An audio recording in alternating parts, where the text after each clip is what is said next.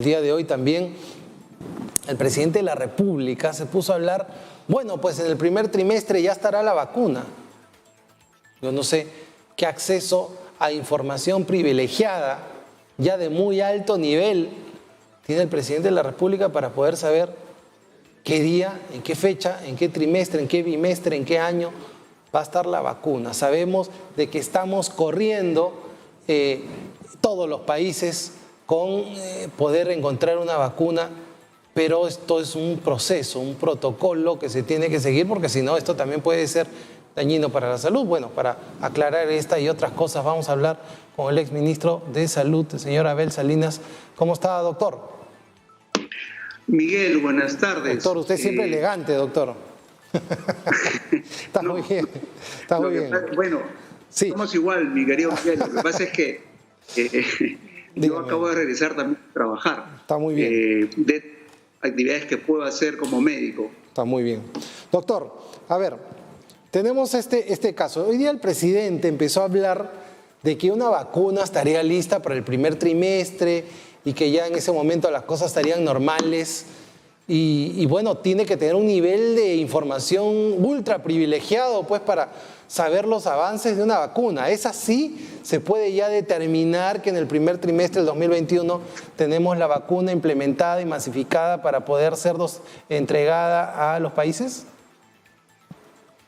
Bueno, en líneas generales no dudo que el presidente de la República, por el rango que tiene, pueda tener alguna información diferente a la que tenemos otro grupo de personas dedicados a la salud o a la salud pública. Sin embargo, es cierto que debe tomar un tiempo todavía. Todavía estamos aprendiendo mucho de la enfermedad y probablemente cuando uno desarrolla una vacuna, esta toma muchísimo tiempo porque tiene varios procesos. Uno inicial es el de mostrar que tiene algún efecto benéfico, es decir, que puede inducir defensas en cada organismo, y primero se hace en el modelo animal. Después de eso, que no tiene efectos adversos, que es otra fase de un estudio. Y después de eso recién se puede probar en el modelo humano, en un grupo pequeño, muy controlado, muy seleccionado, para ver si es que esto que se vio en el modelo animal funciona también en el modelo humano. Y luego de eso se pasa a otra fase donde ya se puede hacer el estudio a mayor escala. Inclusive en esa fase podría, con algunas restricciones, se podría utilizar el medicamento o en este caso la vacuna. Sin embargo, es cierto, las fechas pues, no son exactas. Claro. Y yo creo que lo que estoy notando ahora en los mensajes del presidente, tanto del día de ayer como de hoy día, es tratar de ponernos hacia adelante un panorama de lo que pudiera ocurrir, aun cuando, es cierto, las fechas no son tan estrictas como las planteadas. Realmente hay muchos datos que, siempre pensando que puede tener mayor información que nosotros, no es tan preciso. Ha hablado ahora de esta fase 1 que debería, así la ha denominado, sí, que tendría que ver con este aislamiento obligatorio en el que hemos estado todos sanos, enfermos, leves, asintomáticos, sintomáticos, etcétera, y que ahí como una medida drástica ha sido necesaria, es buena.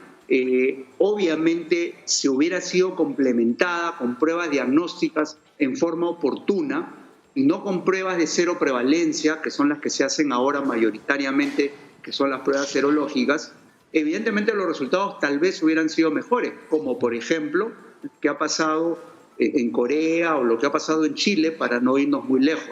Es una experiencia importante, seguramente habrá un momento para revisar lo que se hizo bien, lo que no se hizo tan bien y ciertamente lo que estuvo muy alejado de lo correcto y que debe servir como una lección para todos los peruanos y para los gobernantes futuros, los que tienen que tomar decisiones en salud, por ejemplo. Correcto, doctor.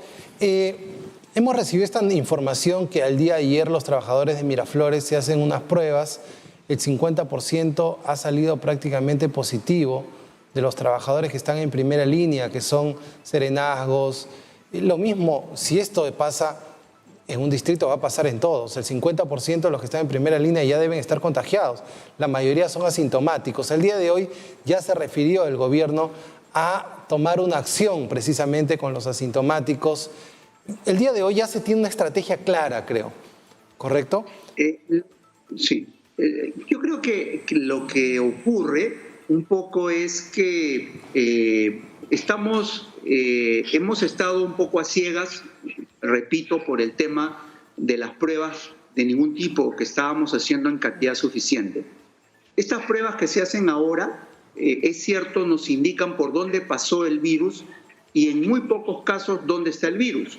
Es un poquito más tardía.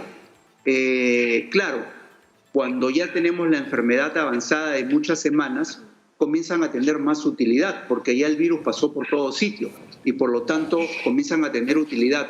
Eso no quiere decir que las pruebas idóneas eran las que podían dar el diagnóstico en el momento que la persona tenía el virus, no después cuando tenía anticuerpos. Entonces ahí hay una gran diferencia y por eso es que ahora, en estos momentos, el denominador, que son la cantidad de pruebas serológicas mal llamadas rápidas que se hacen, pudieran hacernos creer que tenemos menos casos y que estamos en el punto de inflexión. Esto hay que tomarlo con mucho cuidado, sí. Seguramente hay que hacerlo con mayor calma y con otros datos más.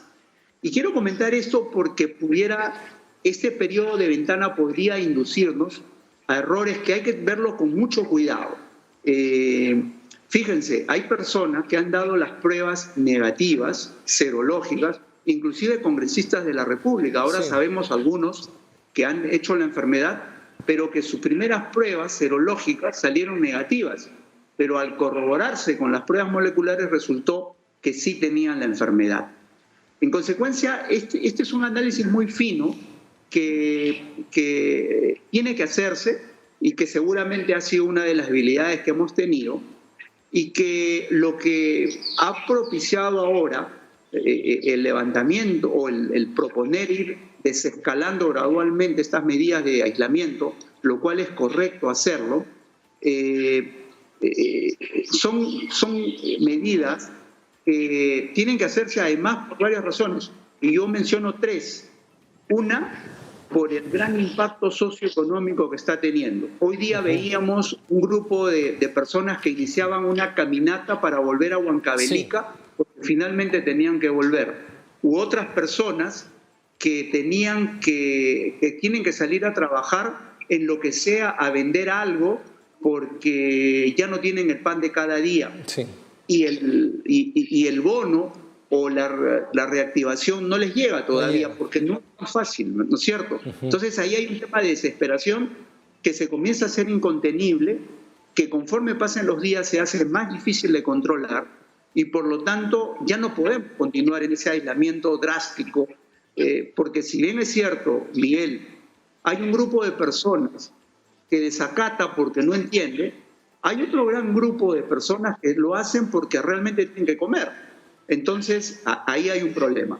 Sí. Un segundo problema de este aislamiento prolongado es que sin lugar a dudas, en forma incuestionable, desde mi punto de vista, hemos desatendido otro tipo de enfermedades, tuberculosis, enfermedades con personas portadoras del virus VIH, la lucha contra la anemia, las vacunas, las enfermedades crónicas. Entonces hay otro problema que legítimamente por darle prioridad al manejo de COVID-19 hemos desatendido, pero hay que retomarlo y esto no puede pasarse indefinidamente.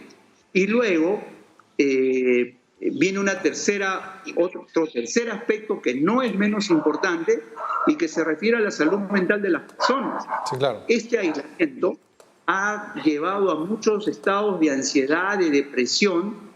Y por qué no decirlo, seguramente en los próximos días, no es bueno ahora sacar a relucir estas cosas, pero seguramente vamos a poder informar y darnos cuenta de maltratos, de violencia, de todo lo que han estado sometidos algunas personas, de los cuales no solamente son mujeres, sino también niños, que pueden haber sido víctimas de este estado de ansiedad o este tema de maltrato. Entonces, Son temas que ciertamente nos obligan a repensar y decir, bueno, no somos un país como Francia, que ha podido prolongar la cuarentena obligatoria, que tiene otras condiciones de vida socioeconómicas que el Perú, que evidentemente no da para más. Entonces, es cierto que tendremos que pasar a esa fase 2 de desescalamiento, de seguir desescalando gradualmente.